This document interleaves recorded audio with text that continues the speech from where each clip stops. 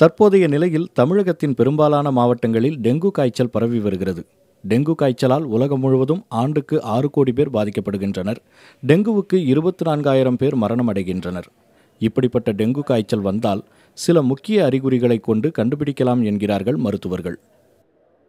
2-3 நாளைக்கு மேலே தொடர்ந்து ரொம்ப ஹை ஃபீவர், அதாவது ரொம்ப ஜுரம் ரொம்ப காய்ச்சல் ரொம்ப சிவியராக இருக்குது, அதாவது ஒரு 104 டிகிரிக்கு மேலே இருக்குது. அந்த மாதிரி இருந்ததுன்னா டெங்கு காய்ச்சலாக இருக்க வாய்ப்பு இருக்குது. அதே மாதிரி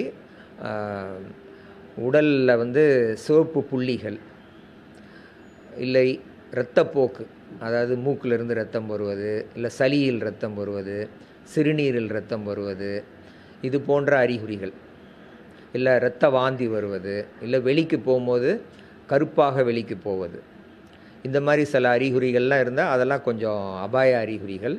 அது டெங்கா இருக்கலாம், வேறு ஜுரமாகவும் இருக்கலாம், டெங்கா இருக்கலாம். எந்த காய்ச்சலாக இருந்தாலும் சுய மருத்துவம் கூடாது என்று எச்சரிக்கிறார்கள் மருத்துவர்கள். காய்ச்சல் வந்தால் மக்கள் உடனடியாக தகுந்த மருத்துவரை தான் அணுக வேண்டும்.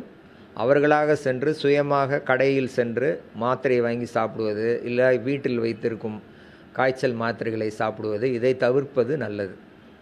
முக்கியமாக இந்த வலி நிவாரணி மாத்திரைகள் இருக்கின்றன, இந்த ப்ரூஃபன், டைக்ளோஃபெனாக், இந்த மாதிரி மாத்திரைகளை கட்டாயம் சாப்பிடக்கூடாது. பருவநிலை மாற்றம் காரணமாக பல்வேறு விதமான காய்ச்சல்கள் பரவுவதால் சுகாதாரத்தையும் சுற்றுப்புற தூய்மையையும் பராமரிப்பது அவசியம் என்றும் மருத்துவர்கள் அறிவுறுத்துகிறார்கள். புதிய தலைமுறைக்காக ஒளிப்பதிவாளர் கணபதியுடன் ரகுவரன்.